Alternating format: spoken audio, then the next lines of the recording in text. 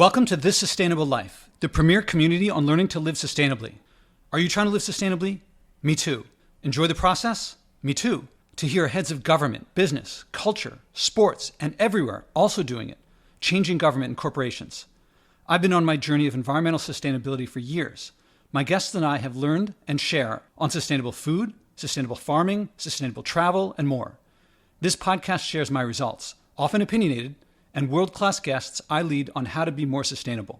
You're about to hear an episode originally recorded audio only. You'll hear the original podcast name, Leadership in the Environment, because I focus a lot on leadership. Subscribe, upvote, share, and tell everyone about it. We're growing fast. Now here's the episode. The people think that before they tried not to fly, they thought it would be a sacrifice. But once they tried it, like I've spoken to people who have said that they've traveled so much after the decision, and they realize that traveling now is much more fun. Like it's much more of an adventure. And they say that, I wouldn't even go back to flying if I could, because now when I'm become used to like taking the train or go by other means, the journey itself is part of the adventure. I meet so many people. I see so much more of the country that I'm visiting. They just think it's great. It's quite few people who, after they make the decision, feel that it's a sacrifice. They think that they get so many benefits that they hadn't thought of.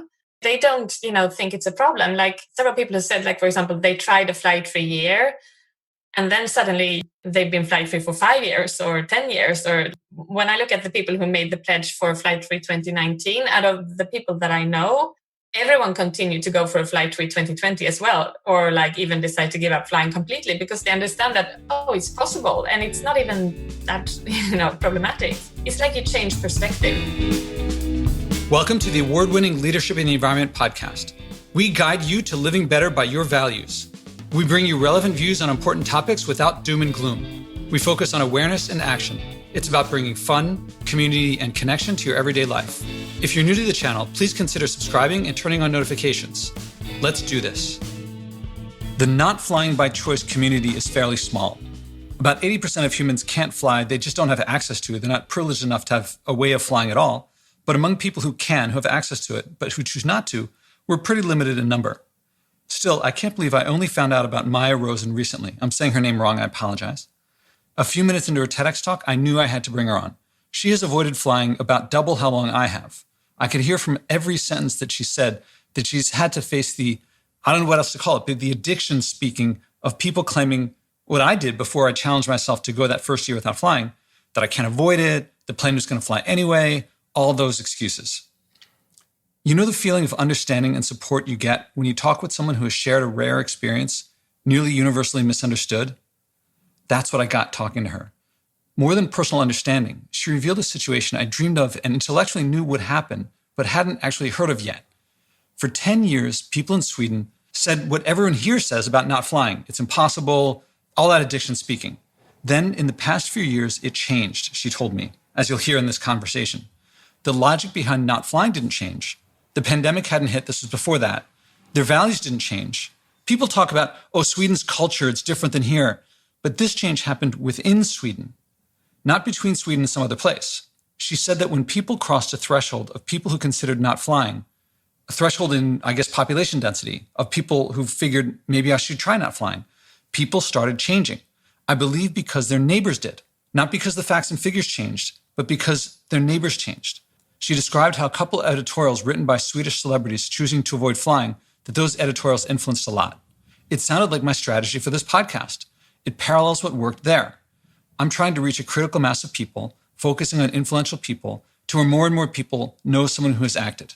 I can't tell you how much our conversation warmed my heart for feeling understood on something I value and for which I felt vulnerable, and she made me feel enthusiastic for seeing the light at the end of a tunnel I've been in now for about 5 years. Here's Maja.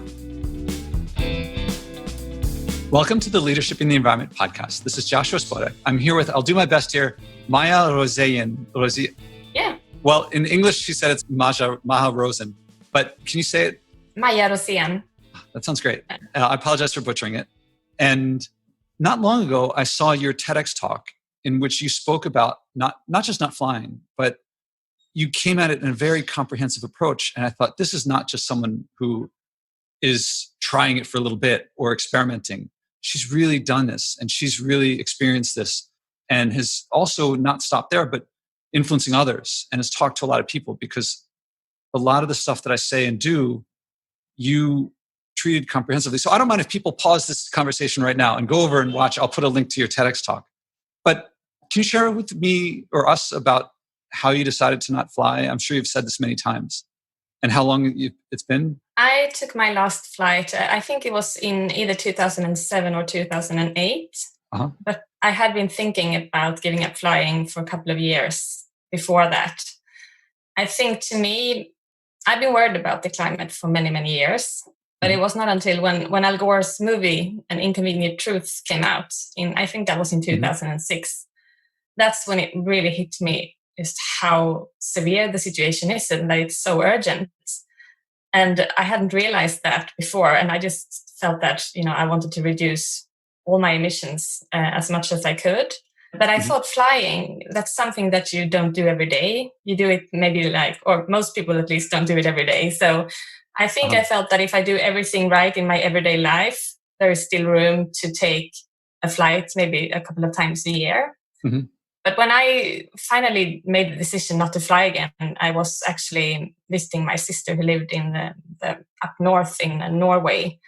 And we had been climbing this mountain and we were watching a beautiful view. And it just felt really wrong to know that my trip there was actually going to contribute to destroy this place. And it just didn't make any sense. So I decided that, no, I don't want to keep flying. And I haven't since, but it was not until after I made the decision that I actually found the information about just how much emissions there are from flying. So I didn't know that. And I know that most people aren't aware of that. Now, I want to get into that a little bit, because that's where people always seem to want to go. But what we were talking about, so when we scheduled this call, I said, let's schedule a little bit extra time to meet a little bit at the beginning. But the conversation immediately got into, I wanted to share the behind the scenes talk. Because how did it start? You said probably it's easier for you there than in Sweden because things have changed there compared to here. Mm. And here, so how did people in Sweden view things like 3 years ago versus now? Well, when I first made the decision, I wanted all my friends to do the same. And people were like, no way we would do that. Like, it's just way too radical. And I'm not prepared to give up my flights. And also they just felt that you won't make a difference. Like, it doesn't make sense for you to make that sacrifice. And so what did they think of you? I think they thought that I was a bit extreme, like an extreme environmentalist or something like that. So at first I tried to convince other people around me to do the same, but I soon realized that they wouldn't. And instead we just, I wasn't good at talking about this because back then I was quite upset about the climate crisis and I was feeling really stressed about it, that other people didn't seem to understand what's going on at all. So for many years then I just, I kept quiet when people were talking about their flights. I didn't talk so much about it. What I did to my closest people, but not when I was meeting others who were telling me about their vacations. I thought, I won't question their flying.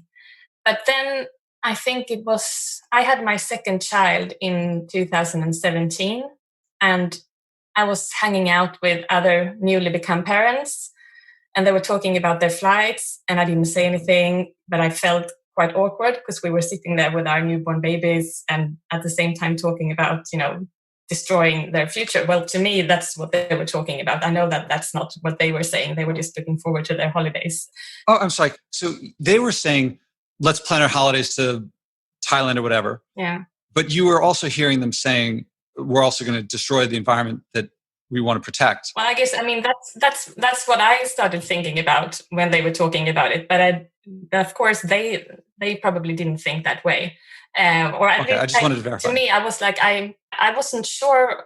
Actually, I couldn't really understand that they weren't concerned because to me, I thought that there was information about the climate crisis everywhere. And I think I thought that people probably had made a conscious decision thinking that, oh, I know how bad flying is, but I will fly anyway. But I wasn't sure. So I decided to give myself a New Year's resolution to start asking people questions the next time when they were talking about their flights. So I did that, and that was then in January 2018. And the first times, it felt super awkward. Like I felt that, oh, I don't want to do this. I had one of the first discussions. To ask them these questions? Yeah, because it was quite soon after New Year's Eve that I was speaking to, it was a parent of my son's friend, and he was saying that they were going to travel to Bali. And I felt like, oh, really? And I started asking him questions like, aren't you worried about the climate crisis? And in the end, we had such a good conversation and I realized that he hadn't even thought about this. And after a few more of these kind of conversations, I also spoke, for example, to one of my closest neighbors. He was traveling to Vietnam and he asked me to look after their cat. And I felt really awkward asking him because he's also my landlord and we're renting our house from him. So it's very important for me to have like a good relation with him. But we also had such a good conversation. And I was surprised that the thought hadn't even crossed his mind about the climate and they're flying there. So I really realized that. Sorry to interrupt again. When you said the thought hadn't crossed his mind, the thought of the climate had crossed his mind. Yeah, he had thought about the climate crisis, but he hadn't thought about that his flights would make a difference, or like he didn't know. Because I remember asking him, like, are you aware of how large the emissions from this flight would be? And he was like, no. And then he went home. And after he told me, I Googled it and I realized that me flying there, it would be the same as if I had jumped into my car and driven all around the globe. And he was really shocked to understand this because he didn't know. Yeah, I wanted to clarify because in this country, there's a reasonable chance someone doesn't know about climate at all and hasn't even thought about it. So I wanted to distinguish whether he had thought about it but not connected it to his behavior, or he hadn't thought about it at all. But he had thought about it. He had thought about it. He just hadn't made the connection. Exactly. Yeah. I think most people here in Sweden, they are aware that there is a climate emergency, but I also think that most people aren't aware of how urgent the situation is. And they haven't realized how they themselves can have an impact because now I'm talking about what's happened after. But anyway, at that same point in time, the flying debate here in Sweden suddenly started. You've probably heard about it over there. It's been called about flight shame, which is a word that I'm not a big fan of, but we can discuss that later maybe. But anyway, that I just felt that finally flying was discussed in the media. It just like, boom, happened. I think it was in the end of January. And I felt that, oh, the time is now. I have to do something. So I decided to start a campaign together with one of my other neighbors. We decided to launch a campaign trying to encourage people to take a flight-free year in 2019. So we started that and not much happened. And in the summer, I think it was only around 500 people who had pledged for a flight-free year, but I still really believed in the idea. So I decided to do this full time because in the beginning we were just doing it in our spare time. And since then I've been working full time trying to convince people to take a flight-free year. And I think it's been the best 2 years of my life. And it's been super interesting. And I've learned so much about how people think about this. And it's also made me more hopeful than before because I've realized that people are willing to change. Yeah, it's a psychological, it's much more about people's emotions and beliefs and feelings. And in my experience, people associate flying with two main things, making money and seeing family, and then adventure and culture also. And so when they hear not flying, they hear losing money, never seeing your mother again, and being no longer a citizen of the world, but being ignorant about the world. And that association, and so, well, that sounds terrible. Yeah. Actually described my view before I started not flying. And when I talk to people about not flying, yes, they generally tend to think I'm extreme. I think they also think I'm stupid and like a zealot, like so into something. Okay, I'm going to tell you about a conversation with my father. He says, Josh, you just care about this one thing. The environment is such a big thing for you. That's all you care about. And I say, well, how's it different for you? Like, I asked him about him and he says, well, look, I balance, of course, the environment means something to me, but also I love my grandchildren and I want to see them. Now, his grandchildren, he's talking about my nephews who are right now in New Zealand with my sister. Well, his grandchildren are my nephews. So if I only care about one thing, are you saying, Dad, that I don't care about my nephews, that you love them, but I don't? And, he backed off of that pretty quick when he realized that he was saying that I don't love my nephews. In my heart, I'm doing it for them. This is an act of love for them. I'm spending less time with them, but they're going to be living, I hope that they live longer than I do. They're younger than I am. But he just, if he doesn't really, if I didn't force him to think about it, he would just think, Josh is a zealot. He doesn't care about anything except one thing. And that one thing everyone cares about, but, we'll get there eventually. They all think. Yeah. So I think they think that I'm like not having empathy or compassion or intelligence, that I'm stupid, that I'm ignorant, and they know better, right? The best way to do this is we'll put a tax on it somehow, and that'll change everything. It's, on the one hand, it's very frustrating.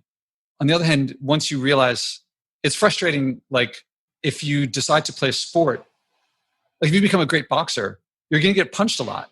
If you get frustrated by getting punched, you don't understand boxing. I realized that the game of helping people, leading people, helping people do what they want to do but haven't figured out how, is I'm going to face resistance. And then I realized that's my game. That's my playing field is people's values based in their beliefs and their emotions and their associations and things. Yeah. And I think it's so much about how people around you think about these issues. And that's what I really realized, because like here in Sweden, it's less than 2 years ago when most people haven't thought about this at all. Or well, actually it's 2.5 years ago now, because as I said, there was a heavy flying debate starting here in January 2018. So it's been about 2.5 years. And so much has changed. In the beginning, when I was running this campaign, even when I spoke to people who were actually really into the climate issue or working with the environmental issues in different ways, they still said that, I'm not prepared to make this sacrifice, and we should not put this on the individual. We need political decisions. Oh, yeah. That was such a common argument. But I have to say, now I no longer meet anyone who are really like involved in the climate issue who still defend their flying. Like now most people have given up flying for the climate completely, or at least they avoid all like leisure flights depending on what they work with. So I think within that group, the norm has changed completely. And of course, there are still many people here in Sweden who are unaware, but it's really changed. Like I've noticed, because we go out campaigning in the streets, what we haven't done now during the pandemic, but before we used to go out and like talk to people on the streets, asking them if they would be willing to take a flight for a year, and then, discussing the climate crisis and what they know about the climate impact from flying. And you can really tell that there's been a big change during the past couple of years. Oh, man. And we've seen like an actual decrease here in Sweden. I think in 2019, aviation has just kept increasing for many years now. And in 2019, there was suddenly instead a decrease by 4%, and among flying or flights from Sweden, a decrease by 4%, and domestic flights decreased by 9%. And I think it would have kept decreasing, but the problem is now, due to the pandemic, instead the decrease was like 98% instead. So it's a bit of a shame, because we won't be able, like, of course, in a way, it's good that people fly less, but I would have wanted to see if, things would have kept going, or how large the decrease would have been without the pandemic. Because I still think that we're just in the beginning of changing the norm here. You can't know how much, it's not heartwarming, it's encouraging. For you to say that change, for you to describe that change is something that I dream of happening here. And the pushback that I get is so insane. And you're telling me about how the attitudes have changed and how the reception that you get is so different. And I'm like, it's possible. Like I knew it was possible, but I hadn't actually seen it. I don't think maybe one or two people I've spoken to, Americans, have considered, flying less. And even when they do, it's like, it's still a sacrifice and it's a burden. And they're like, really, they want to, but they have to. And so they'll do it just because I'm trying it out. And for you to describe what the effect that you described gives me great encouragement and hope. Now, what you just said, the stuff about the pandemic. Oh yeah. So now a lot of people in my life have said to me, not talking about flying, they're at home and they're saying, Josh, it's amazing. I used to have all these meetings and now I'm just as productive as before, even more so because I'm interacting with people far away and I'm actually getting closer to a lot of people as a result of this. And I say, I told you that 4 years ago and you said it was impossible. And you didn't say it was hard. You didn't say you didn't want to do it. You said it was impossible. And they're like, oh yeah, well, whatever. And so to me, the pandemic, people are like, oh, you must be happy that now there's less pollution. But since I focus on leadership, I focus on people's goals and interests and their desires. And if they're not flying because of something imposed on them, but they really do want to fly, then they're just waiting for the chance. And they feel like they're going to have to make up for lost time. And, they think, oh, I can do so much with Zoom. But they're not thinking right now, they're also not seeing the pictures of the Great Wall of China in their friends' feeds. And they're not seeing, and their competitors are also not flying. So they don't feel like they're losing market share. But once that kicks back in again, I think that if we don't lead them to where, or if they don't change their mindset, then their behavior will just go back to what it was before. But this is an example of how this can be an example for them of how they can not do those things. Exactly. Of course, people won't give up flying if they don't understand how important it is. And I think there is so much confusion about the emissions from flying because many people have heard these figures that, aviation only stands for about 2 or 3% of the total global emissions. And that doesn't sound like much.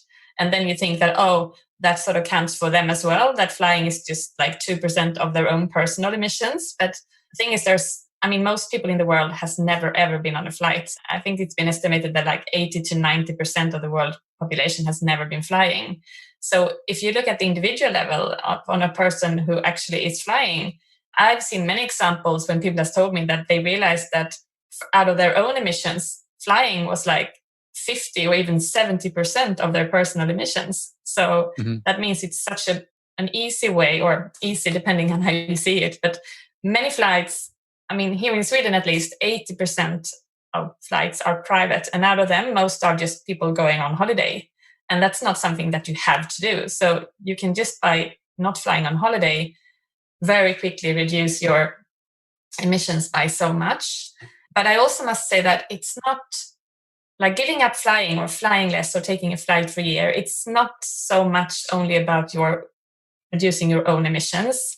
I would say that the biggest impact is on how this decision affects people around you. Because I think even if you say that people there, they maybe just know you who's done this, made this decision, and then they think it's a bit crazy. But if they were suddenly starting to see others, like popping up people here and there, or maybe a colleague or a relative or a friend told them the same thing, like if we become more people who make this decision, then people start thinking. And I think that's what happened here in Sweden, that more and more people, well, I think an important reason that we started discussing flying here in Sweden was actually, we've known this, like the researchers has known how big the emissions are for so many years.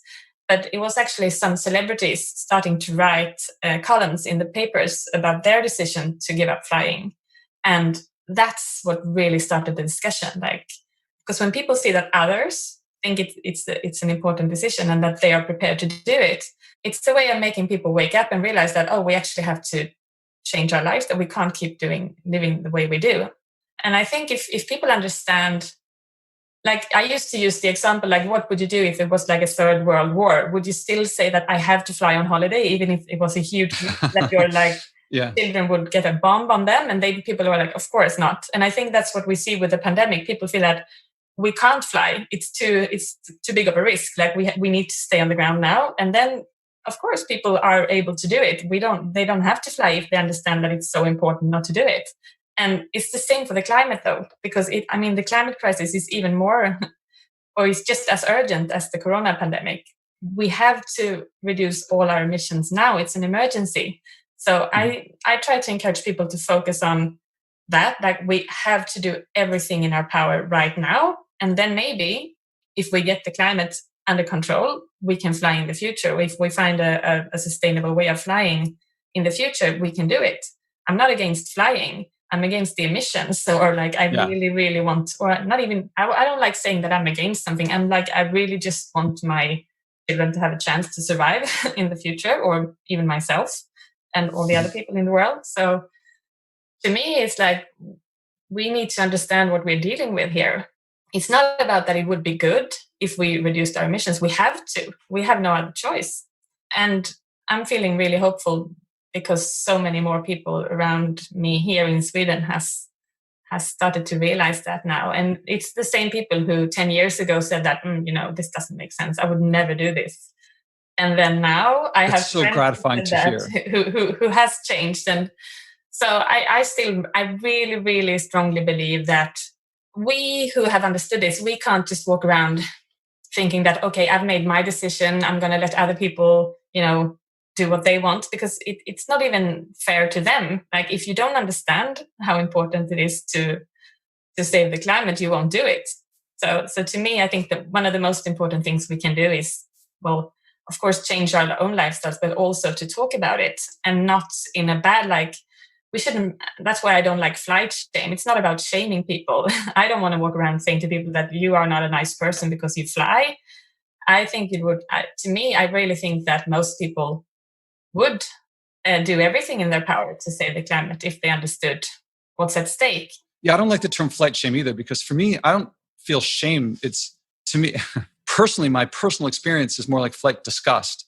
To me, flying is a lot like, emotionally, it's like littering. When it feels like if someone's walking down the street and they eat something with a wrapper, it's much easier for them if they just think about themselves, just to drop the wrapper on the ground. It improves their life and they don't have to deal with it. And flying, all that pollution feels like that to me. But yeah, flight shame doesn't seem like the right term either. I guess that was when I gave up flying, like over 10 years ago. Then I was almost getting angry with my friends for not doing the same. And that didn't change their behavior. But I realized that when I started asking questions in a nice way and discussing this with people, and when you sort of, if you make them think for themselves and show that a change is possible, I think it's been interesting to see that, people are, for example, my closest neighbor, who I told you that he was one of the first people I asked questions when he was traveling to Vietnam with his wife. And they had been planning, they have just retired, and they had been planning to go to like Cuba the year after and, travel and see the world.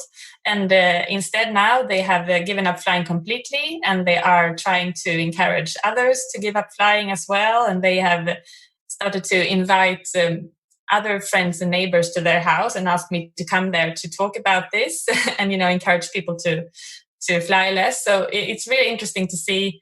And they didn't want to give up flying at first, because they were also thinking that, we shouldn't really put this on the individual. But then they thought about it some more, and they made the decision to not fly. And now they also say that they see such a difference, because now when they tell others about their decision, they say that they realize that it makes people think that, oh, so have they actually decided to give this up? Just yesterday, I was doing a podcast, and it was with in the United States, we have like a liberal establishment. She cares very much about the environment. But when she heard me talking about my personal actions, she views that as counterproductive. She views that as like, we're trying to change, get laws passed. We're trying to change the game. And you're trying to focus on the individual. And that's what they want you to do. That's what the oil companies want you to think it's you. And I'm looking at your facial expression. It's just like almost like an eye roll of like, yeah, that one. But I hit that one a lot. And to hear you describe how someone went from that to inviting you to talk to friends that they're putting together, and they're taking an effort to get that message out there, the opposite of how they felt. And you said it came from them asking them questions, but also I think their experience of it personal. But can you tell me more about how you faced that objection or that challenge? I think it used to be so common here as well. And I do understand, because it makes sense in a way that, of course, we can't just, I don't think either that we as individuals can save the planet by like buying, going, what's it called? Oh, I can't think of the word in English, but like we want offsets. No, it doesn't matter. It was like, we can't save the world by, just putting less garbage, like, or by recycling or something like that. That's what I was going to say. Like, some people think that, I do my recycling and then they think that's enough. And, they feel that they are taking responsibility as individuals. And of course, that's not enough. But if we start changing like the big things, like, for example, giving up flying. It's such a, it really makes a big difference. But as I said, I mean, what's happened here in Sweden is really a clear evidence of that it makes a difference when we do it together. Because, I mean, now suddenly it's more on the political agenda now, aviation, than it was Yes, yeah. before. Because, I mean, we are sort of setting or making the foundation for the political decisions needed.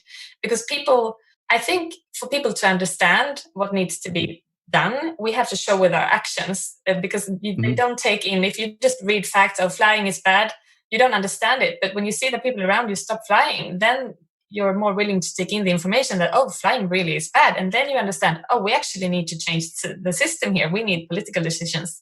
So I think it's been I mean, before people used to say that, oh, we need to keep flying so that the air companies can develop greener solutions. But I mean, they've even admitted, like, now after the flight chain debate, they are working harder than ever to find the technical solutions. So I really, I mean, to me, it's so obvious that, and I think if you take Greta Thunberg as an example, I mean, she's made so many people all over the world aware of the climate crisis. And I don't think people would have listened to her as much as they do if she hadn't also shown with her actions. Like, for example, she refuses to fly. And I really think that people take in what she's saying in another way when she's also showing that she is willing to do this. And I think that's the problem, that many climate researchers, they say, oh, we shouldn't fly. And then they fly all around the world, doing their research. And even if it makes sense in a way, people don't, when they see that, they think, oh, if they think it's okay to fly,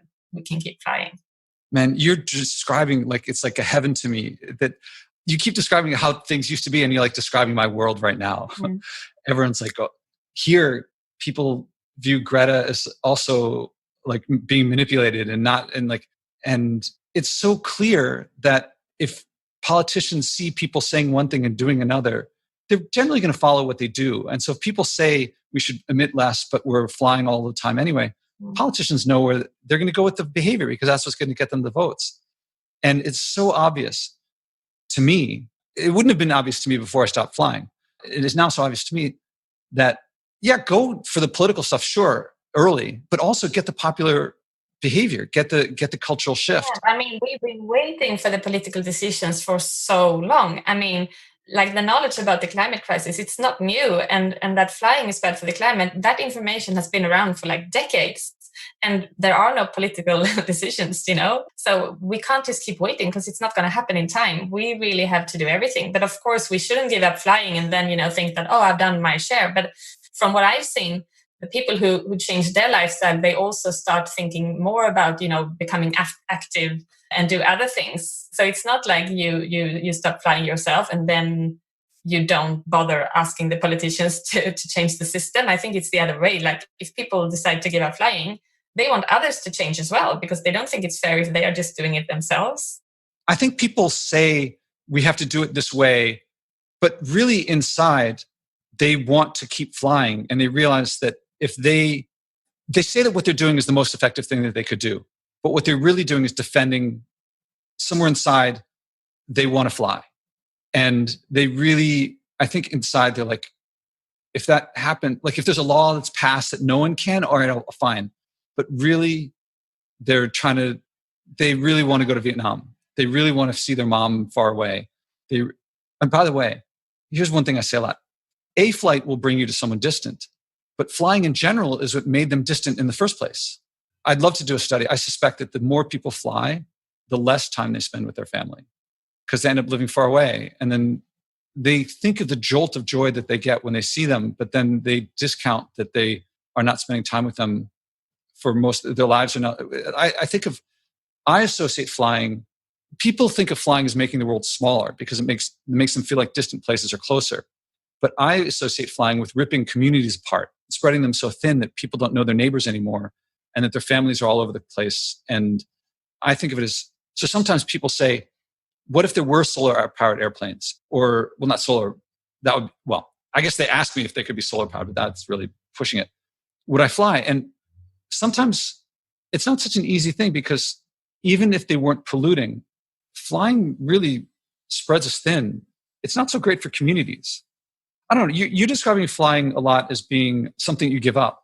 But my personal experience has been that my life has gotten better by nearly every value I have. Like, yes, I'm not seeing the Eiffel Tower as much, but I learned to sail. And sailing, I'm like barely in the water. I mean, I'm like a couple miles from home. I live on an island in Manhattan. So I go out in the Hudson River, and it's like a whole world away.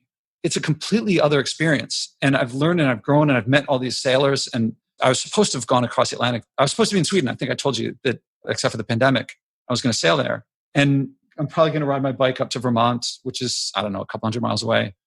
And I don't feel like it. I felt at the time that I was giving something up. I anticipated it was going to be the worst year of my life.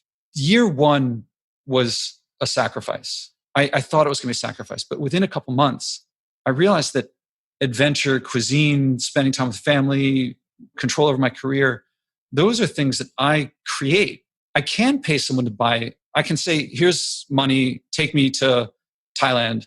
And that will get me an adventure. But when I felt that I needed to go through someone else to get those things, it actually limited my experience of them because I could only get them sometimes. Whereas now I create them all the time. When I say that to someone here, they think, yeah, that's what you're saying, but really, we know you're lying.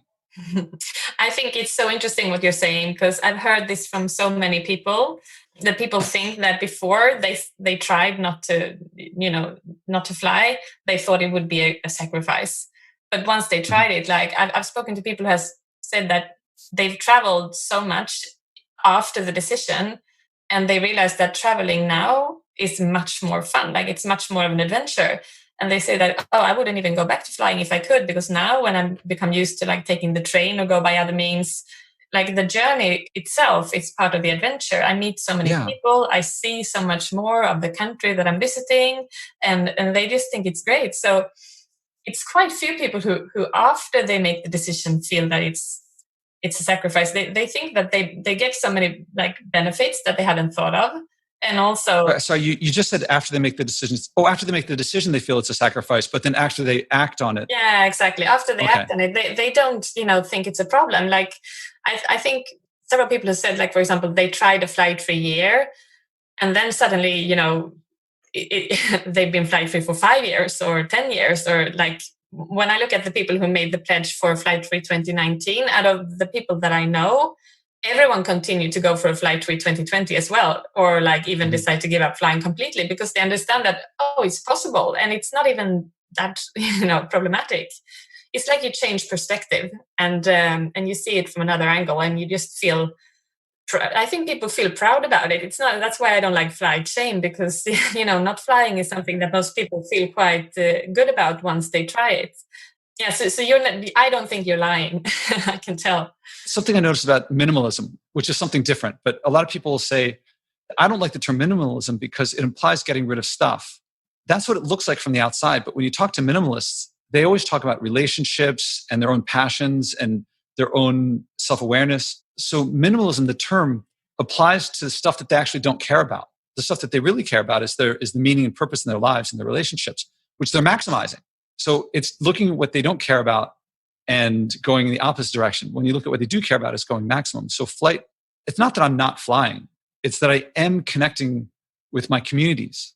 A crazy thing I get here is that people say, Josh, you're privileged, and so you cannot fly. And it's an act of privilege. But sadly, most people aren't so privileged as you, and so therefore they can't give up flying. And when you think of like 80, 90% of the world can't afford to fly in the first place, then to me, flying and the ignorance of often self-imposed of not caring what comes out the back of the jet and who gets affected by that is, to me, that sounds like privilege. And to not fly saves so much money. And people think that if I don't fly, then I'm going to get fired from my job. I can't risk my job, so I better keep flying. But I think that you end up having more control over your career without the flying. It feels like such a scarce, it feels like a scarcity mindset. I don't know. Did people ever call you privileged for not flying? Yeah, I think they do. I feel the same as you, that of course we are privileged who can fly. But I think, as you say, most who people can fly. I mean, I can if I want to. I mean, I have the privilege to have I see what you mean, that I'm privileged to be able to give up flying as well. I don't say that, but people say that to me. I think it's the opposite. But I think that's not really a good argument, because if you look at the people who fly the most or have that's the people who could, afford time-wise and money-wise to take the train instead, or do something else, or could get a job closer to where they live. Here in Sweden, it's the rich people who the more money you have in general, the bigger your emissions are. People sometimes use that as an argument, saying that, some people can't afford to take the train to Europe, so that's why we should all keep flying, so it doesn't become unfair to them, if you see what I mean. But it's really not the people with little money who maybe occasionally take one flight. Well, I don't know. I keep reading, every now and then I'll read an article about how some Russian oligarch will fly a 747. One person will fly their 747 to go to something across the Atlantic. Although I think that when people say that not flying is privileged, I think that they feel obliged to fly for work. I think that they're not, that's this gut feeling that they first decided they have to fly and then they're justifying why. But it's not really a reason. It doesn't hold water. But you described earlier the strategy of this podcast. You were saying that when you talked about how celebrities write stuff about not flying. And then people say, it's not just me. And the whole strategy of this podcast, the main strategy of this podcast, is to work with well-known, influential people and have them walk them through where they experience acting by their environmental values, so that people listening can say, it's not just me. Because I think, the way I usually say it is, people walk into Starbucks, everything's disposable, and they think, I shouldn't get this single-use plastic. And then they think, well, everyone around here I guess it's okay. I mean, everyone's doing it. I guess I will too. And I'm trying to help them see that there are people, it's not just here in this country, people think it's zealots that are, they think that there's no other way of doing things. They've never seen an alternative. The only alternatives they see are people who are so different than them that they say that those people are too weird for me to consider being like them. And I guess you experienced that, but now you experience something different, that it's becoming, at least in a large part of Sweden, a meaningful part of Sweden, if not the majority yet, it's normal. It is for them normal, or even beyond normal, like advantageous or desirable. And I knew it's possible. I've seen it happen in other places. In smoking, when I came to Manhattan, was like normal. And to think a bar would not have smoke in it would be impossible. And I think people thought that's hugely giving stuff up. And now, for that matter, when I was in high school, my principal smoked in the school. I think that person, even if that were legal, I don't know if there's a law about smoking in schools, but even if it was legal, there's no way people would let that happen. And that happened in only a couple of years. Or same-sex marriage was like, people were like, unnatural. It's terrible. It's like, degenerate. And now they're like, even people in communities that would say that's terrible years ago, now people in those communities are like, why would that be a problem? Why would anyone consider that to be a problem? And I just haven't seen it with flying. And I haven't seen it with a lot of, actually, you've talked about climate, but I think of climate as one piece of it. And I think there are many other environmental issues, because there's a lot of pollution coming out that's not, besides the effect on the climate, there's poisons and all these other things from flying. And I have to pay for this military to maintain the supply lines that I have to pay for, even though I'm not flying. And so it's distorting the market in all kinds of weird ways. When you say climate, are you talking about climate plus all these other things? Our main focus has been the climate, but I totally agree with you that it's not, of course, the only problem connected to flying. I mean, there are so many other things. And for example, some people defend flying by saying, we need to keep flying because some countries are dependent on their tourism, that people go there. But then you don't think about, the effects of mass tourism some countries are completely destroyed by people traveling there. Yeah. And so there are so many problems related to this. And I think, to me, flying is a really interesting question to work with, because it kind of symbolizes like the problems with our whole society, that we just have this lifestyle that it's not possible. It's not sustainable. We can't keep living the way we do. And I thought it was interesting what you said before, that you're sort of now feeling more like connected to friends and family and meeting people like closer to you. And I really think that, I mean, what kind of society have we built when people feel that they just want to travel as far away as possible from their everyday life, you know? Yes. And it's so sad because to me, it's like, I try to focus on instead of like, flying on like 1 or 2 annual super exciting holidays, I try to create a life that's exciting or interesting and fun in my everyday life. I want to create a life that I'm happy with, and I don't have the need to like just leave it, to be happy. So to me, it's a bit Oh my sad that God. people feel that they have to fly. And I think you must have such boring job or life if you feel that way, that you can't live without flying away from your life, if you see what I mean. I see exactly what you mean. Oh my God. I've never heard someone say, I mean, you just spoke what it feels like to have someone say what's in your heart is like such a great feeling. I mean, the way I put it is, what does that say about your communities? If everyone you know feels compelled at least once a year, often more, to get 1,000 miles away, what problems don't get solved? What do you sweep under the rug? I mean, I look at all the litter around and I think people just think, well, here's just dirty, but I'm going to get away. And people are more comfortable with their lives being crappy because they think they can escape all the time, but they allow it to get crappy. And in fact, they accelerate the crappiness. They work extra hours and they work harder and they spend all this time planning to get away. And it's all this escape. Like, they think the local problems are leading to the flying, but I think the flying probably more causes the local problems because they figure, well, whatever, this isn't the real me. The real me is lying on the beach in Bali. But then you look at the pollution in Bali. I mean, I'm sure you've seen the images of like someone surfing and they're just completely garbage all over the place. And that garbage is part of the output of the same system, the same view of like, and then, I mean, when they're here at home, they think, well, I'll get away from this, so I don't mind having a mess. And then they go to this other place and they think, well, I'm indulging. And so they make a mess there too. And they figure, well, someone else will clean it. It's always someone else. It's always, well, what can I do? And then you do it. And you're saying your experience has been, it's so gratifying to hear. You do it and you realize, what was I doing? What was I thinking before? All those things it seemed to make sense at the time. And then you change and then it all ravels away. It unravels. I guess flying is kind of like you pull the thread on your sweater and then the whole sweater unravels. But then you realize that it's Marco Polo traveled. I mean, the average teenager probably has gone more distance than Marco Polo ever did. But Marco Polo traveled much more. People often say to me, Josh, oh, you don't travel anymore. I'm like, I don't not travel. I'm not flying. And it's really the emissions that are the issue. But I travel more. I just go less distance. And that people flying and travel has become one and the same in most people's minds. And they think if I'm not flying, there's no way that I can get any cultural difference in things.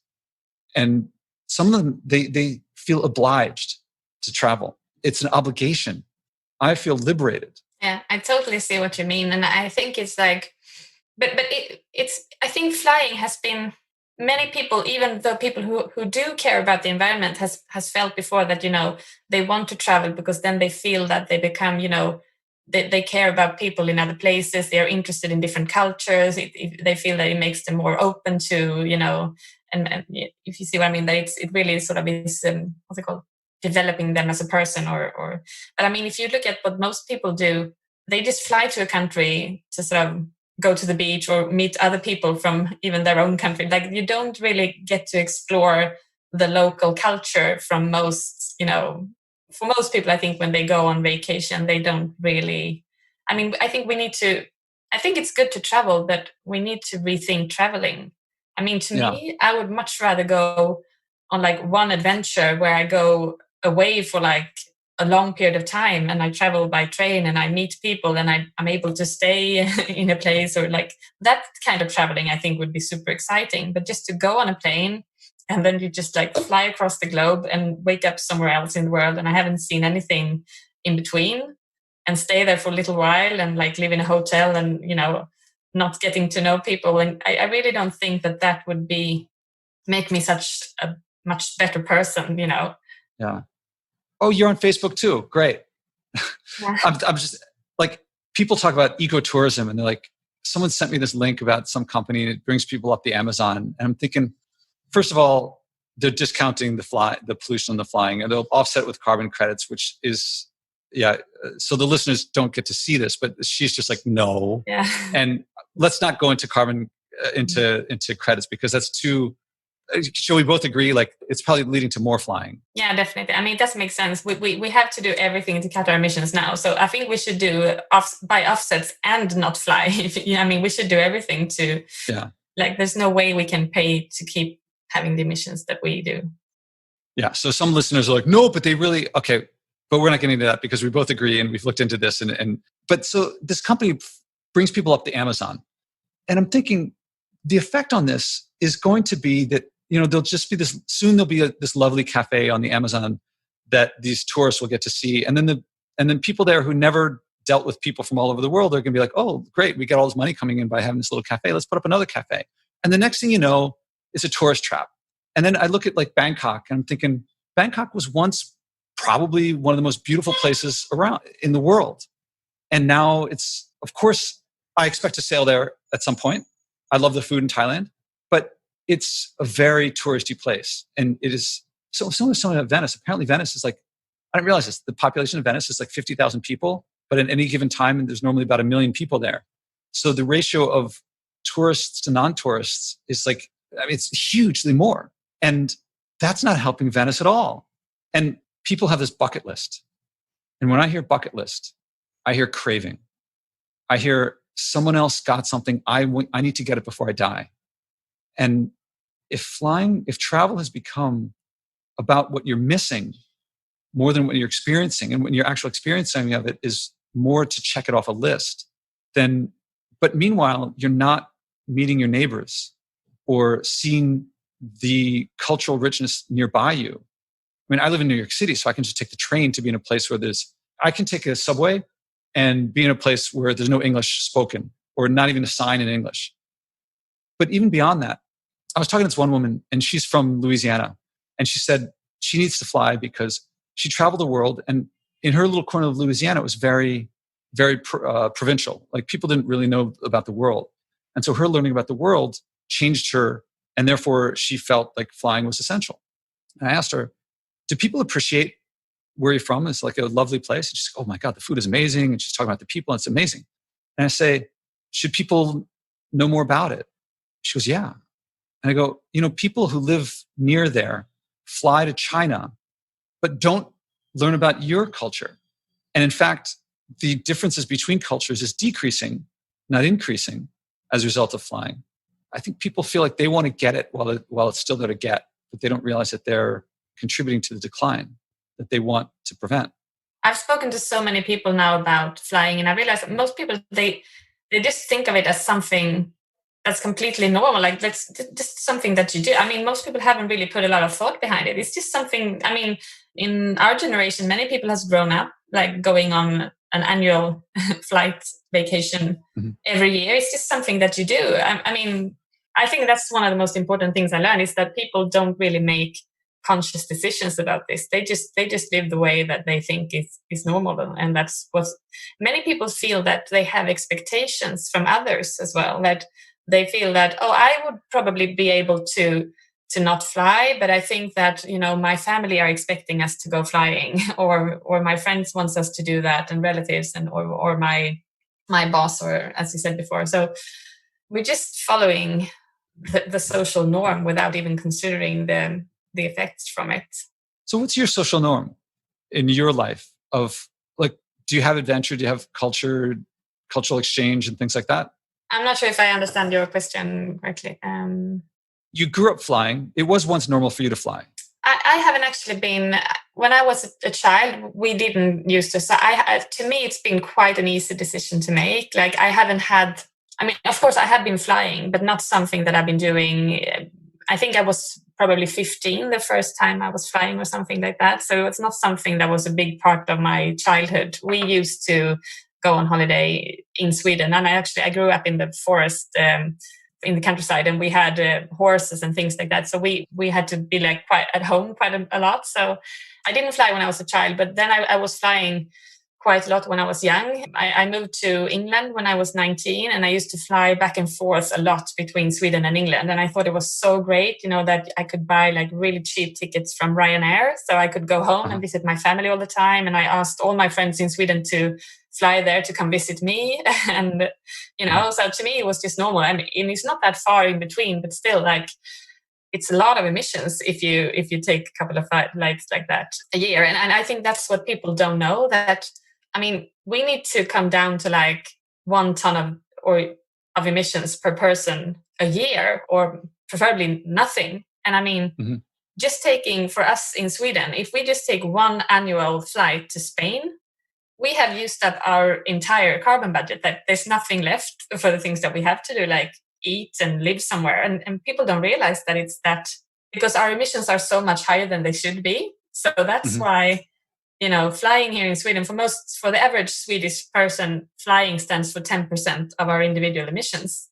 But those 10% should be our 100%, if you see what I mean. I mean, that's where we need to go to. So there really is no room for that at all. But no, I would say that, I mean, I've been flying, but it's not, to me, it was not something that changed my life completely.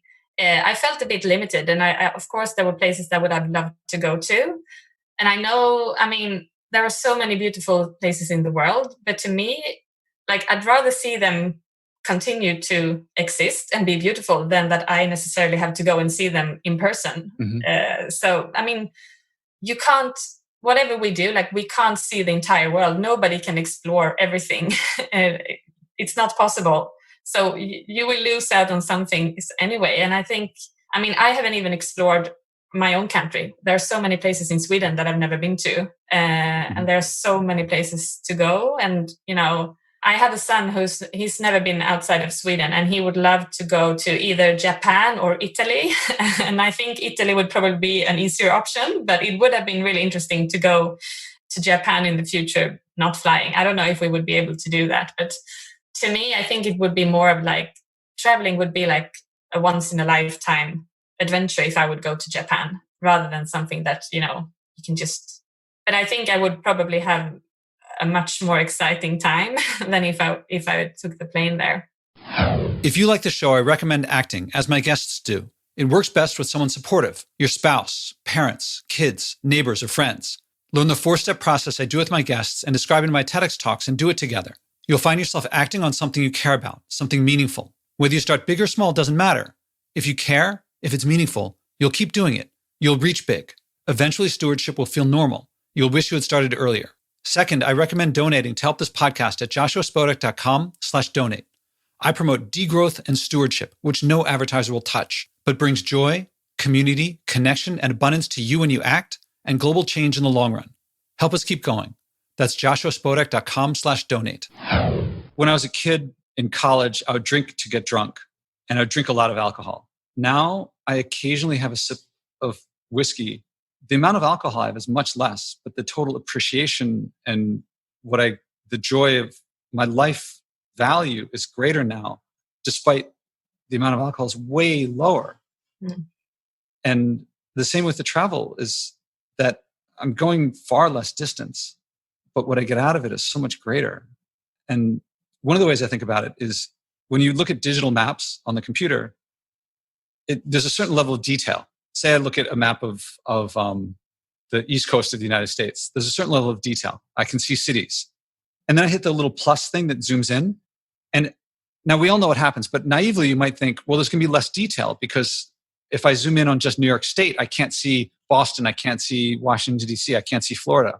But it fills in the detail. So now I can see all the cities in New York that not all of them were showing before. And if I hit plus again, it zooms in and I see more detail.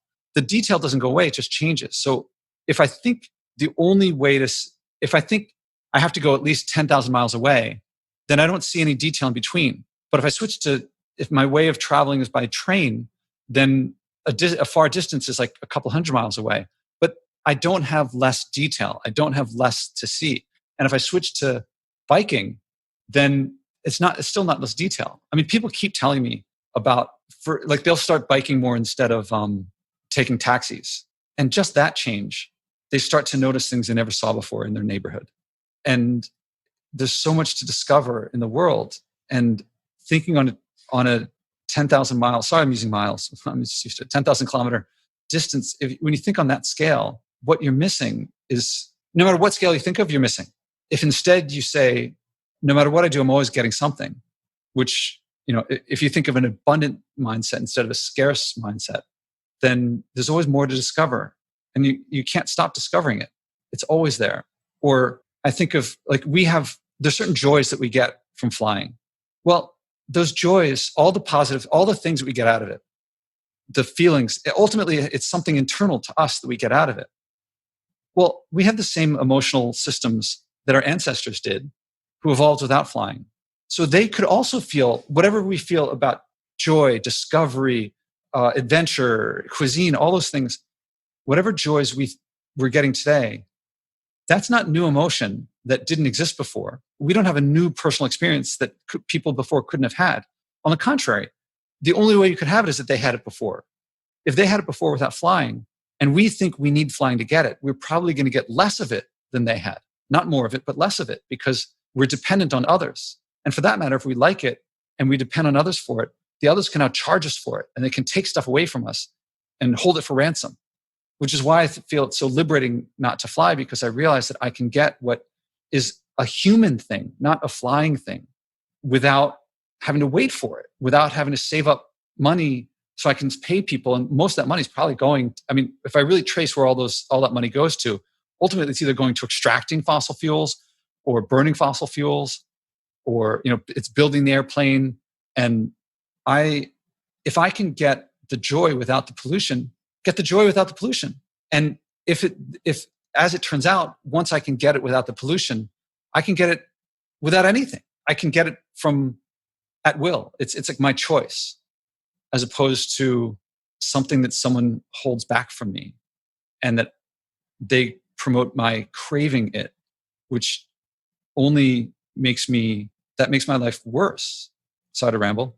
No, I think it's really interesting to hear what you're saying. And I think, probably most people haven't thought about it this way at all. So I think it's really important to share those kind of thoughts, that it's not something that you lose out from it. It's just different. But I have to ask you, what made you make the decision not to fly in the first place? Because you say you don't really know anyone around you who are doing this. And, what made you make this decision? Well, there was a series of decisions looking back now, it looks like there was a steady path. But there's a video I did of this. I'll give a very short version. But in the beginning, I've tried to trace it back. Where did it start? Because it wasn't just like an aha moment. Everyone asks that, but it wasn't that. So if I really trace it back, when I was a kid growing up, I liked some meat, but not all meat. And I read a book, my first book, that talks about being vegetarian. And I'd never heard of vegetarian before. I don't remember. This is like in the 70s, maybe 80s. And before that, I thought eating meat was necessary to live. If you didn't eat meat, you would die. And then I read this book, Diet for a Small Planet by Francis Moore Lepay. And I thought, oh, it's possible. But then it was really hard. But I cut back on my meat, not intentionally, just I cut back on it. And then I started cooking for myself, and I realized that the meat that I ate was like hot dogs and hamburgers and chicken nuggets, and they're very processed. I couldn't tell where it came from. I didn't like the idea of eating animals. But then when I started cooking for myself, when I went off to live on my own in college, it was really the first time that I bought a chicken breast, chopped it up, breaded it, and fried it up, and made my own chicken nuggets. It connected chicken nuggets to chickens. Before that, they're so processed. In fact, you can make chicken nuggets without chicken now. But that, once I did it myself, I was like, oh, that meant, in my head, all meat, even the very processed stuff, I couldn't eat it. So I think I had meat once after that and then never ate it again. That wasn't really a choice. I didn't say I'm never going to eat meat. I couldn't do it anymore. And then something very similar happened with hydrogenated oil, maybe a few years later. And then something similar happened again with corn syrup. We're talking like 5-10 years in between these things. And then at one point, I challenged myself to avoid processed food. And that was a bit harder. And then I gave myself a challenge to avoid packaged food. And packaged food was because of garbage. I looked at my garbage and I saw most of it came from food. And so I said, could I go for 1 week without buying any packaged food? I just stayed at my sister's for a little while, and she cooks from scratch because she works at the farmers markets. And so I saw cooking from scratch more than I was used to. Actually, all of these changes, I thought before I did them, it would make my life worse. I thought it would be possible. I thought it would separate me from society. And each of the changes was the opposite of what I expected happened. I love food. I mean, people who listen to this podcast, they're like, oh, Josh, talking about the famous no packaging vegetable stews again. But the joy that actually I'm halfway finished one. I was like trying to eat one just before we started. And then I was on a flight and I was watching a video of David McKay, I think is his name. And he wrote this book about, what's it called? Sustainability Without the Hot Air. And he was a professor trained at taught at either Oxford or Cambridge. And he was trained at Caltech. And he wrote a book about sustainability. And I saw him giving a talk and he said, flying New York, LA round trip warmed the globe about a year's worth of driving. And that hit me because I live in Manhattan. I don't have a car. And I thought, compared to Americans, I must have very low emissions. But no, not only was it higher than I expected, but it was significantly higher than the Paris Agreement recommendations per capita. And I got very uncomfortable. And I thought, well, I had that challenge with the no food, no packaging. And I thought that was going to be terrible, but it became awesome. And I thought, well, going for a week without flying, that's trivial. Going for months without flying, that's still pretty easy. Could I go for a year without flying? And immediately I was like, do not want to do that. Stop thinking about that. So I did go on another flight after that. The next flight I took was to England to go visit a friend. And I gave a talk and it was a great time. My friend's a real party animal. So we were like partying like crazy. It was great. And then I took the train to Paris. So then I was in Paris staying on my own in a share, someone's rooftop apartment. And then I was by myself and I was thinking about it. And I was having trouble sleeping. And it wasn't from jet lag. I was having trouble sleeping because of the flight back. And I was like, this flying is serious. Am I trying to live by my values or not? Am I just going to look the other way when I know what's going on? And so I said, all right, I'm going to fly back. And that's it. When I get back, begins 1 year. And I knew that day 366, I would be on a flight. No question.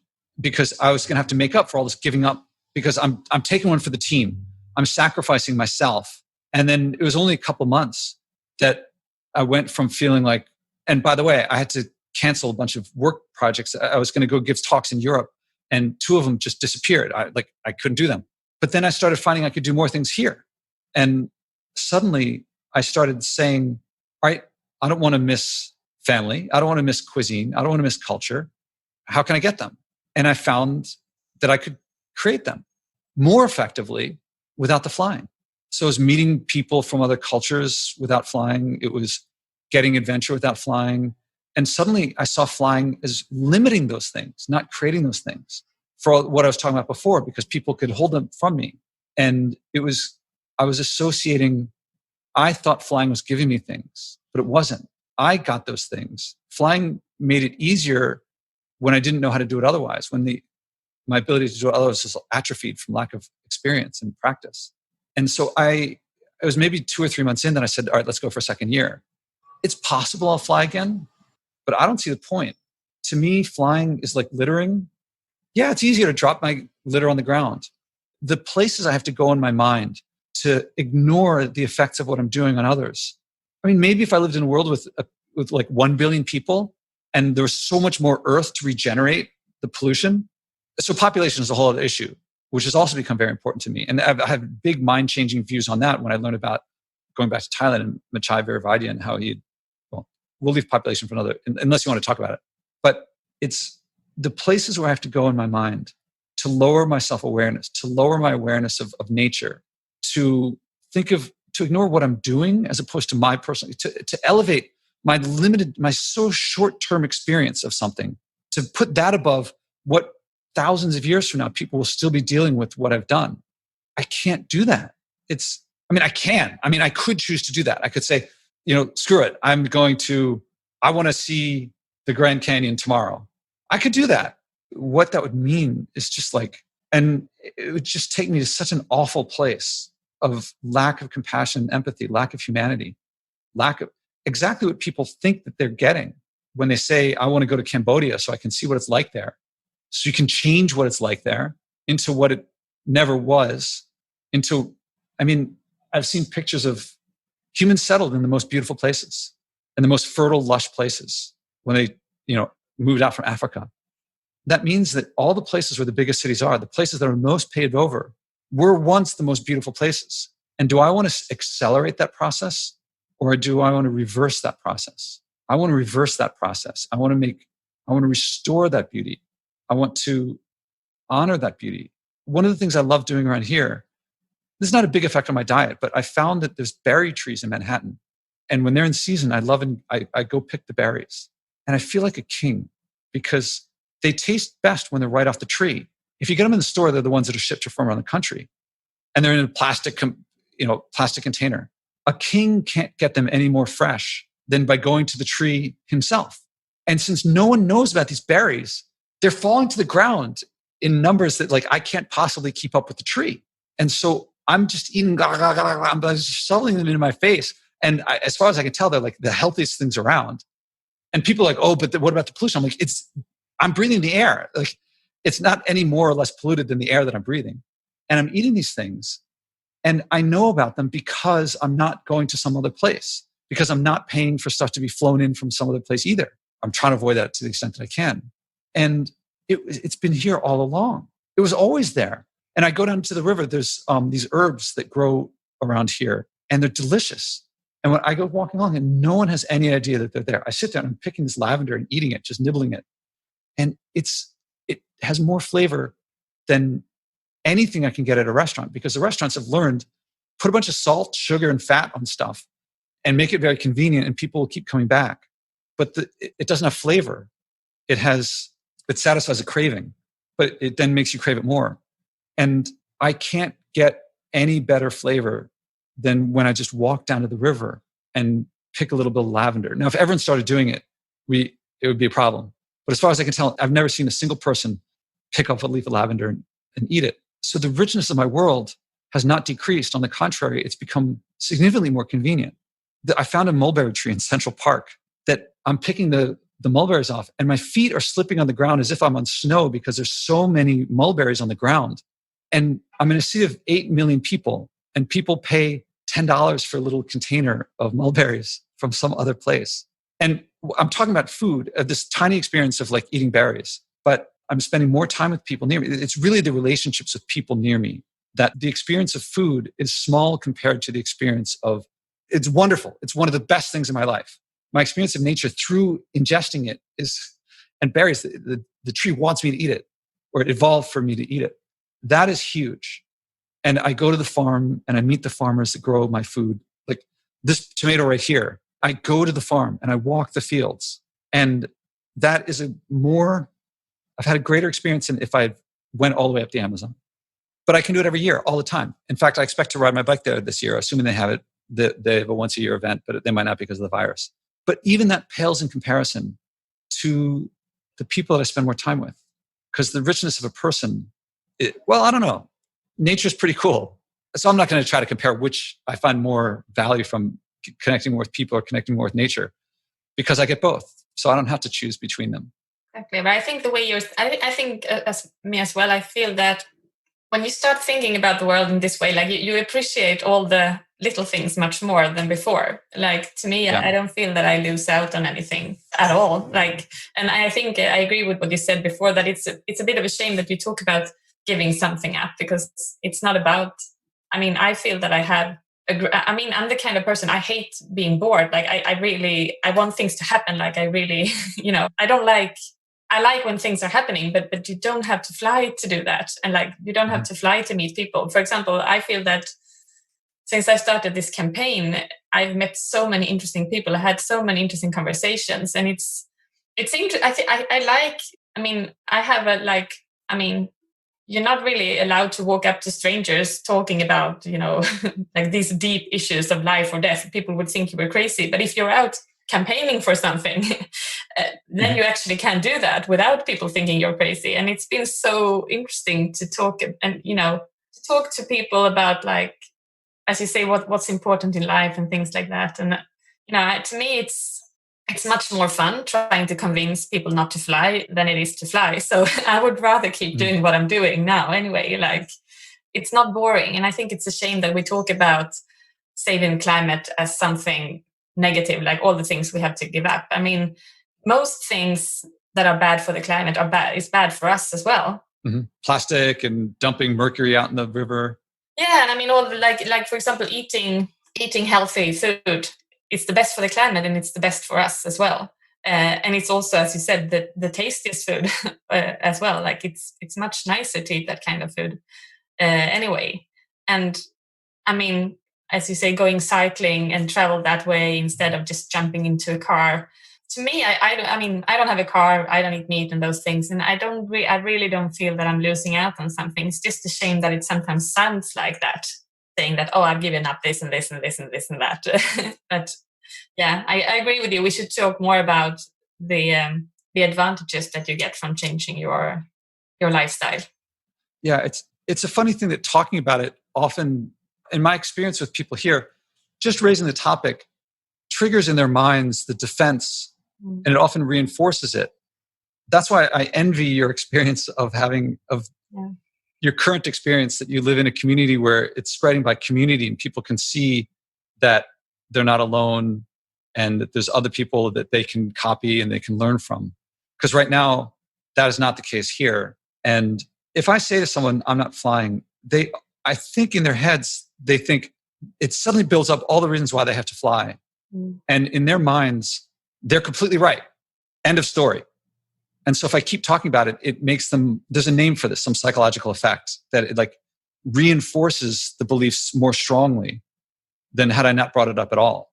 Like I'm sure that my father, despite the conversation I said, he probably thinks more that he has to see his grandchildren, that he has to fly. But actually, yeah, when I first stopped eating meat, he would make fun of me and he would tease me about it. And then later he married, his second wife was vegetarian. Then he stopped. I mean, he didn't stop eating meat, but he stopped making fun of me. That's why this podcast is, you've used the word convince a few times, but I try to avoid trying to convince. I think convincing is, actually I looked it up. The vince is the same as in vanquish. It means to defeat. And I'm not trying to defeat other people. I'm not trying to show that they're wrong. I'm not trying to argue with them.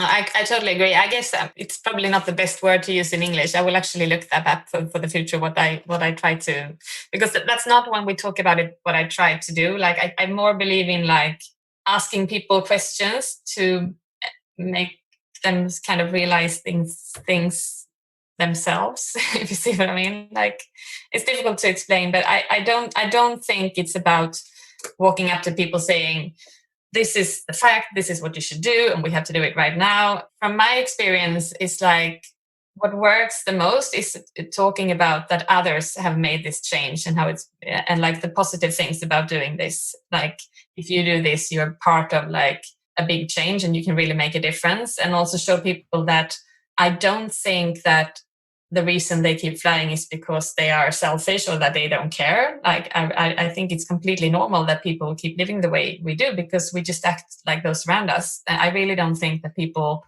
who don't do, everything in their power to solve the climate crisis are bad people who don't care. I definitely think people care. And I think it's more about realizing that we can all make a difference. Because I think so many people have this view that, it really doesn't matter what I do because like that won't change anything. And because they're underestimating the impact of what they are doing on those around them. So yeah, I've written a guide about how I usually talk about aviation with people. It's you can find it on we need to talk about aviation.org.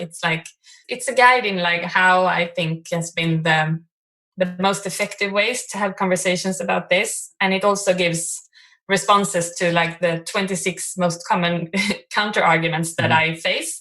But it's not about like coming with the arguments, but it's good to be able to answer when people start saying, oh, but shouldn't we deal with like something that's worse instead? Then it's good to be able to answer that. But it's not really those things that makes people change. And I think why we encourage in our campaign people to take a flight for a year, it's not about like stopping flying completely. Yeah, it's like we encourage them to try, because what's interesting is that once you try, often you keep, or at least people who's tried, I think, end up probably flying much less than they used to before. And I think it keeps happening. It like once you have that shift in one area, it'll go into other areas and other areas. Like gardening is like that. If you plant something, then I think people really enjoy it. I certainly, and composting. Like, I didn't think I would enjoy it. And yet there's something oddly fun about composting. And it keeps, like, now I pick up litter every day. And then you start seeing all these other places where you can change and like pollute less. And I don't know if you've noticed, I keep muting because I keep having these trucks going by outside. And sound pollution, I'm now viewing sound pollution as pollution. And I used to take for granted that it's just living in the city is noisy, but it doesn't have to be. And a lot of the trucks, for example, are garbage trucks. They're among the loudest trucks. They often cause congestion because they stop all the time and all the cars behind honk and they're noisy and dirty. And then I see how much of what they're hauling away is from food packaging and from restaurants. Right now, a lot of the restaurants are using disposable stuff because it's all outdoors right now because we're the rules about lockdown. So the amount of garbage right now is higher than ever. The budget for the New York City Sanitation Department is $1.6 billion a year. Most of that is hauling out garbage. I mean, packaging. Like we're paying more for stuff to be packaged than we pay for it to be hauled out. If people shopped at farmers markets, they would get fresher food, more delicious. It would save them money, even though they'll think it's more expensive, but when you buy in season, it's cheaper. The money would stay within the community, and we could probably save $1 billion on the hauling out, and probably a lot of money on the hauling in as well. And it would be less quiet. It would be less noisy. It would be more quiet. There's garbage all over. There'd be less garbage in the streets. And I don't just mean litter. I mean, right now there's litter all over the place, but also the amount of garbage piled up every day, every single day in front of buildings, especially restaurants. It's more than ever. And so we have less sidewalk space, more rats, more roaches. And so I look at avoiding packaged food like I look at flying, which is to say, it's not avoiding. I'm thinking of the vegetables. I'm thinking of the fruit. I'm thinking of cooking myself. I'm thinking of knowing my farmers. And I think we would save billions of dollars a year, just the city. And we'd have a cleaner city. We would have healthier people. Flying, very similar. We would save a lot of money on extracting the oil, and to say nothing of future generations, what they're going to have to do to get the carbon dioxide out of the atmosphere, assuming some technology is possible, which there's no guarantee that it could happen at scale. And each area leads to the next area, leads to the next area. And I guess it's once you make that switch from one system and a certain set of values in that system into a different system with a different set of values, then the old system doesn't make sense anymore. And the new system, there's no shortage of discovery in this one either. It's just that this one also doesn't pollute. It doesn't hurt people so much. Yeah, I definitely agree with you that it's not about just giving up flying. But I also really think that once you make one change, it's much easier to make the other changes as well. Yeah, I heard what you said about sound pollution now. Yeah. All right, we've been on for a while, and I want to make sure not too many listeners drop off. If I record for too long, sometimes listeners don't start listening in the first place. So I want to leave you, if it's okay with you, an open invitation. Anytime you want to be back on this podcast, please let me know because I'd love to have you back. And on a personal note, you have given me so much to look forward to of how a community can change, because I knew it was possible, but I didn't know it. And you've lived it. And thank you for sharing that. And is there anything I didn't think to ask or anything you want to share directly with listeners before we wrap up? Well, I would like to say, well, thank you so much for having me on your podcast. It was really great talking to you. And I would also like to say that I'm sure that there are a lot of people listening in the US who already think this way and maybe have made the choice for themselves to fly less or give up flying completely. And I would like to encourage you to spread the word. And I think that's a difficult thing. For me, when I made this decision, I felt like I didn't want to destroy the mood. I didn't want to make people feel uncomfortable. So I didn't talk about it. But after doing so, I realized that it's actually possible to talk about this in a way and still keep your friends, if you see what I mean. And we are now planning to launch a new campaign. And this time it's going to be a global campaign for a Flight Free 2021. And if anyone in the US, there is already, we already have a branch in the US called Flight Free US. And if anyone is interested in like helping us to spread the campaign or working with us somehow, please get in touch, because I think we need all the help that we can for this. And I will get from you all the URLs so that the links will be available on my site. Oh, actually, can you just say them anyway? Well, actually, we are building a new international website. So I think it will be flightfree.world. But okay, so I'll try to get that if it's new by that time. By the time it goes up. For now you can find information on westayontheground.org. So that's probably better to say. Okay, and that's where I found you. Yeah. Okay. We Stay on the Ground. And can I ask a clarification question? When you said the people, if they're thinking about it, should they talk about it even if they're just thinking about it but haven't done it yet? I think we should talk about this as much as we can. I think it's just like even having the thought that maybe we should fly less. I think it's really important to share it with others, because from what I've learned, I think many people are concerned about the climate. But when I ask them, so do you talk about your concerns with your friends or like, many people say no. For example, I was talking to these young students and I asked them, are you worried about the climate crisis, or would you be willing to take a flight for a year? And they were like, and I said, but have you, one of them said, yeah, I'm really worried. And the others looked at him and I said, oh, so you haven't discussed this with each other? And they were like, no, we don't talk about it. And then another person said, well, I'm actually really concerned as well. And it turned out that they were concerned, but they didn't discuss it, because it's like, if you compare with the corona pandemic, that's something that everyone has been talking about. I think it's been a big, and it makes it more real. But if people are concerned about the climate crisis, maybe at home, but not pretending as it's existing when they talk to their friends, I think we will come closer to the solution if we share our thoughts about it. So I definitely think we should talk about it. Okay, I'm glad I got that clarification, so even if you haven't acted yet, everyone talk about it. But it's of course important that we don't, because it depends on what you talk about. If you hear someone saying that, oh, but aviation, it just stands for 3% of the global emissions, we should do something more important, then of course it's important that you try to get things right. Because I think there is, for example, one common argument is that, yeah, but everyone deserves to go to the sun every now and again. And I think that's often met by, yeah, you're right. So we kind of make each other think that it's okay to continue the way we do. So yeah, I think you should try to, it's good to know some facts before, because it's easy in conversations to sort of, if you see what I mean, get the wrong path. I hope that this leads to a second conversation with you. I leave the open invitation. Yeah. Me too. It would be good to see you again. Maja, thank you very much. Thank you very much. It was nice to see you. I can't wait for when culture changes and people treat flying like a rare occasion or something to avoid because they live close to the family, because they have control over their career and they don't have to do it. In my conversation with Michael Ross, author of Salt, Sugar, Fat, he said a phrase that simplified and clarified how people justify behavior that they can't stop. About himself justifying such behavior, he said, that's the addiction talking. I was there. I looked the other way to avoid facing my pollution. I also said things that it was actually my addiction speaking. I was there. There's a way out. We can shake the addiction. We can get past it. The main way out, in terms of flying, is spending more time with your family, more time with your community, gaining more control over your career, moving to be closer to where you want to be. It feels impossible. When people around us change, though, we change. When we change first and others follow, that's leadership. You can help lead us out of this mess. How many people are bringing a message of joy from what everyone calls saving the environment, but I call the future?